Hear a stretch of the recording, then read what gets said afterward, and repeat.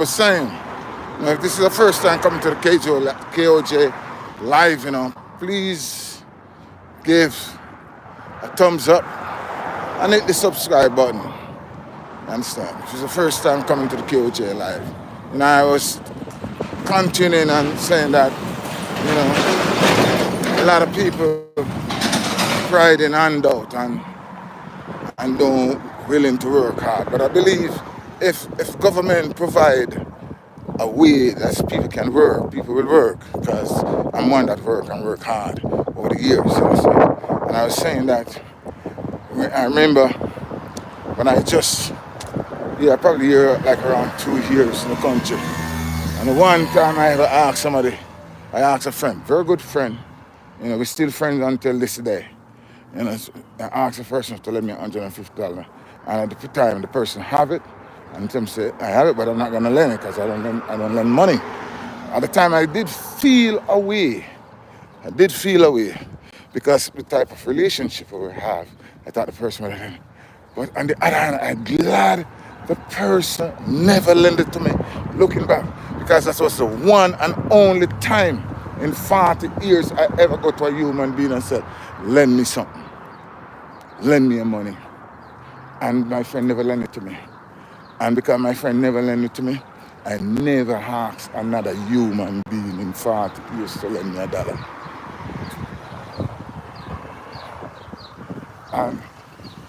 And I'm not going to brag. I've lent many. And sometimes I just say, I'm not going to lend you, I just give it to you. You know what I mean? But I'm glad my friend never lent it to me. Because maybe then I would have become accustomed to asking people for things. And at the time, I was very upset. At the time, I was very upset when my friend, that was still friends up to today, that's my boyhood friend. We know each other from around 10 years old or less. You understand? And the person never lend me the money. But the person is still good to me, because the person done other things when I just come into this country. Never give me $1, but him show me the ropes of how to go around. When we come and tell me what I want me need to get around, he would carry me to the different places. Remember, when the person bring me to the social security office, to get a social security. You understand? Card. At the time, first time, I'm going to fill out an application for the job. You understand? I'm going to go. The person sit with me and fill it out. The one and only time the person will sit with me and show me how to fill out an application for a job application. So not because the person never lend me the $150 at the time. Me never take it and say, you, as long as we live, you never know a chat to you again because you got to have it. Because at that time, you understand, that person in America around 10 years before me, and if me there, 40, that means that person brushed him 50 odd years in America. You understand? We're still friends up to today. You understand? Still friends. But we never make it. I was so happy when he never lent me the money. When I asked him for the $150. And he said, no, I'm not going to lend it to you. And I would say, oh, I'm so delighted. No, I was mad. I was very upset.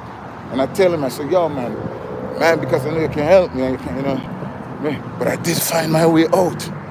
And from that day, I tell myself, in this country, 40 years, I never go to another human being with a family member, friend or foe, and say, lend me $1. Never. Understand? So, by my friend not giving me that $150 loan, that time when I asked him, because if he had given it to me, he would have told me that to start and say, oh, we can always depend on people. You understand? We can always depend on people. So I decided to say, yo, That day, I decided I'm not going to put myself in that position that me have to ask a man to do this. So I say, there's a time when me have three different jobs. I left from one to the next to the next. You understand? There's a time when I do that. Because I tell myself, say, yo, I'm going to put myself in that position. I'm going to tell a man, boy, lend me $1. And then tell me no again. You understand? So me do it. You understand? And when I say people never give me things, you know. People do give me things. You understand? People bless me sometimes. And I bless many people sometimes. But to go to a man and say, boy, I must have a hard time, you know. Lend me $10, lend me $50. You understand? Make that commitment with myself. Said, from that time, one and only time, you know what I mean? Some almost 40 years ago, some 30 whole heap of years ago, you understand? I asked somebody, someone to tell me, the person them still have it, but they're not gonna lend money, especially to friends. Very upset, get over it, and every day I remember it, I'm glad, I say, wow, sometimes God knows for work things in your own favor. God knows to teach you lessons. That was a lifelong last lesson. You understand? So always put yourself in that position where you don't have to go up and go depend on nobody. You understand? And so me see it. And so I never have hard time, you know, and tough time, you know, but I learn how to bear my wants, and I know how to do my thing, you understand? So if I have to budget myself and set my thing away, that's when I have to go to a friend and say, boy, things bad. So do this, man. Tell myself, sit down, go do that again. You understand? And from the day I do it. So what I say is, sometimes you have to know how to conduct yourself. You have to know the type of things that you're going to do. You understand? So we talk about the politician them and the church leader them, where work against humanity. And them decide that they're going to work for the betterment and development of mankind. That's not of their concern. The betterment and development of human beings, understand? Time of African leaders and Caribbean leaders, you know, form a pack, that tight seal, that nothing can come between it. Because any of that happen, you know what I mean? Direct flight to Africa. You know what I'm saying? An African can come to Africa without visa. You understand? Without visa. Who write the immigration policy and give you? We are carry out until this day. And why them not follow the same? Why when me in Europe, the European they make it so easy for the European them to travel, for the European to travel? Why when I'm in America, I can just boom, jump in a car, and I can drive and go anywhere I want to go. You understand? And drive. You understand? Several times, I drive go to Canada. Never have no problem. Going through the border of Canada. Just go right through, fill in the document and go. You're gone, you know, no problem. You understand? Several times we do that. You understand? I want to go to Connecticut. You understand? Me don't have no problem, say, I have to pass through a border. You know, because America make it easy to travel from one state to the next state. You know what I mean? As an American, to make it easy. Why African make it so hard for Africans? What I'm doing, man? What I'm doing the brains? You know what I mean? Why You only have to do the thing with the master tell you to do. Why you can't stand up and for your own food and say, yo, why should I become an impediment to my brother? Why should I be an impediment to my sister? You understand? To make life harder. Why you don't try to figure it to make it a little bit easier along the way for your brother and your sister? You understand? African unity. How good and how pleasant it would be before God and man to see the unification of all African. How good and how pleasant it would be to see the unification of Caribbean leaders and Caribbean people and African people and Africans home and abroad. Whether you want to call yourself Nubian, black, whatever you want to call it. You understand? Some people, some little people come now with them little schismanism to say, oh, I'm not African, I'm not black, I'm not this, I'm not that. Well, unite.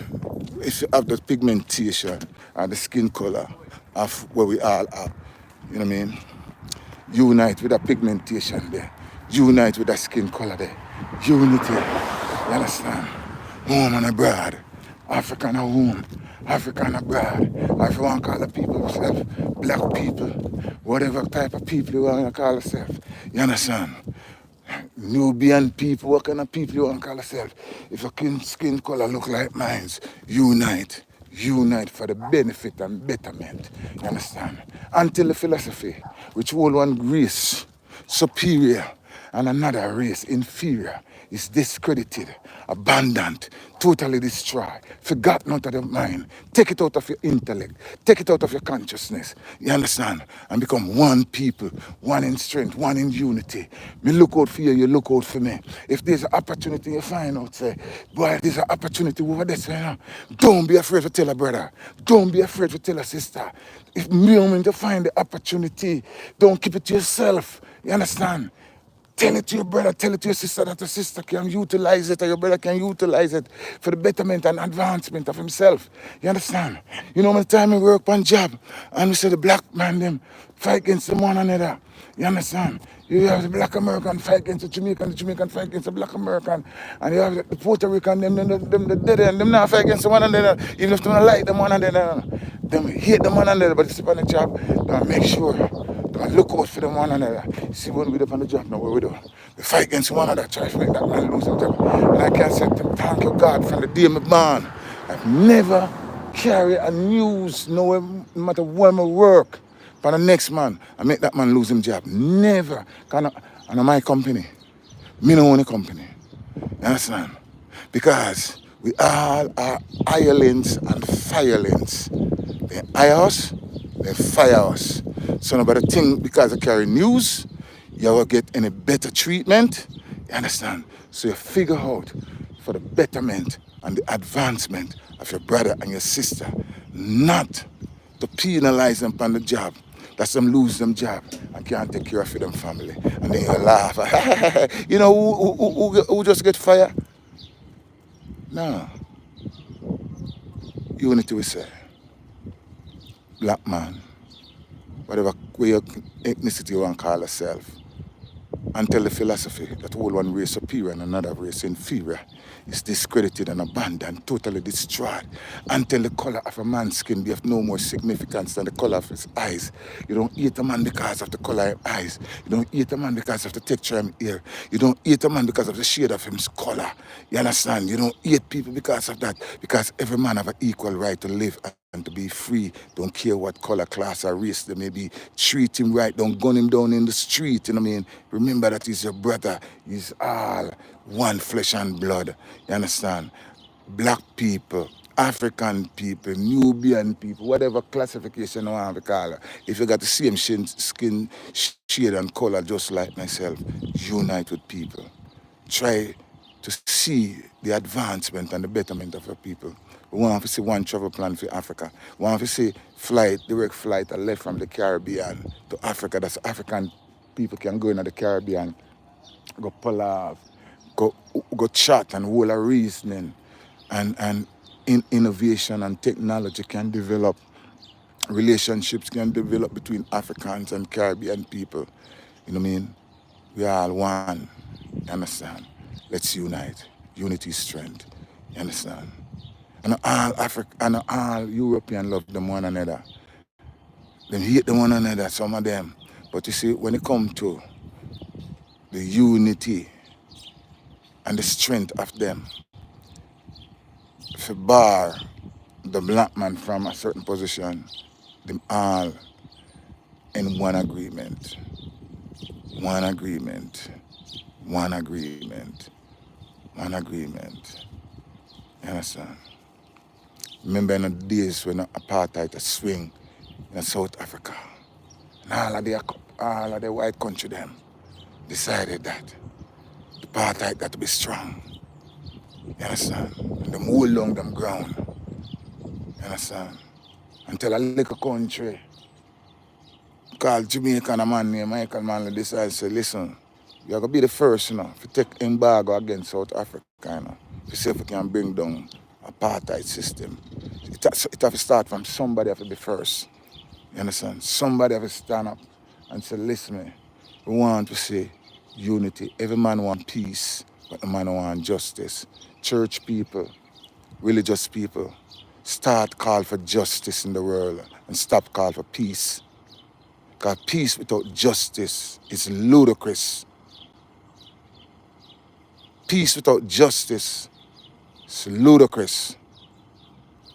If you want peace, you're supposed to want justice. So stop talking about peace and talk about justice to all man. Every man have an equal right to live and to be free. Don't care what color, class, or race you may be. Let people have justice across the board. Battery are done. So watch out. Peace and love, we say, unity is strength. Unity is strength. If you find a job or anything you find out, you can tell a brother or your sister about it and make them can hold a job and can get a betterment. We're not talking about the scamming. The scamming thing of scamming one another and killing one another. We have to stop them thing there. You understand? Know who your enemy is and know who your friend is. You understand? Stop the scamming. Stop the unnecessary killing. You understand? How hypocritical it can be. You understand? Look on the gang violence we are going on Chicago, Baltimore, and all over the world.